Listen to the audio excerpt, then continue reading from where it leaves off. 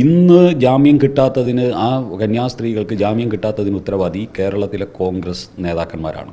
യാതൊരു സംശയവും വേണ്ട. ഞങ്ങൾ വളരെ പക്വതയോടുകൂടി നിശബ്ദമായി നിയമപരമായിട്ടുള്ള സംവിധാനത്തിനകത്തുകൂടി അവരെ തൽക്കാലം ജയിലിൽ നിന്ന് മോചിപ്പിക്കുക എന്ന ഒരൊറ്റ അജണ്ട വെച്ച് BJPയും അവിടുത്തെ സർക്കാരും മുന്നോട്ട് വെച്ച നീക്കങ്ങളെ തകർക്കാനാണ് ഇന്നലെ കോൺഗ്രസിൻ്റെ MP-മാരുടെ സംഘവും പിന്നെ ജയിലടച്ചതിന് ശേഷം, ജയിലിൽ വിസിറ്റേഴ്സിൻ്റെ സമയം കഴിഞ്ഞതിന് ശേഷം കാണണമെന്ന് പോയി അവിടെ കോമാളിത്തം കാണിച്ച ഇടതു സംഘവും ചെയ്തിരിക്കുന്നത്. ഇത് ആ കന്യാസ്ത്രീകൾ ഇനിയും ജയിലിൽ ദിവസങ്ങളോളം കിടക്കണം, ഞങ്ങൾക്ക് ഇതിൽ നിന്ന് വിളവെടുക്കണം, ഇത് BJP ആക്രമിക്കാനുള്ളൊരു ആയുധമാക്കി മാറ്റണം എന്ന ഗൂഢ ലക്ഷ്യത്തോടു കൂടിയാണ് കോൺഗ്രസിൻ്റെയും CPM-ൻ്റെയും MP-മാർ ആ സ്ഥലത്ത് നിന്ന് ഈ ആഭാസത്തരം കാണിച്ചത്. ആ കോടതിയുടെ പുറത്ത് ഇവർ അസാധാരണ സമ്മർദ്ദം ഉണ്ടാക്കി.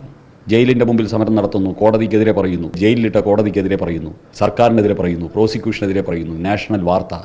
അതോടുകൂടി അവിടെ ജാമ്യം കൊടുക്കാൻ നിയോഗിക്കപ്പെട്ട ജഡ്ജിയുടെ പുറത്ത് അസാധാരണ സമ്മർദ്ദം വന്നു. അതുകൊണ്ട് അവർ ജുറിസ്ഡിക്ഷനുള്ള കോടതിയിലേക്ക് വിട്ടു.